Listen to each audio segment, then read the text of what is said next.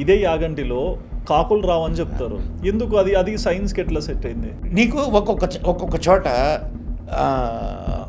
పాములు రావు, ఒక్కొక్క చోట పాములు రావు, ఒక్కో చోట ఎలుకలు చాలా అధికంగా ఉంటాయి. ఓకే.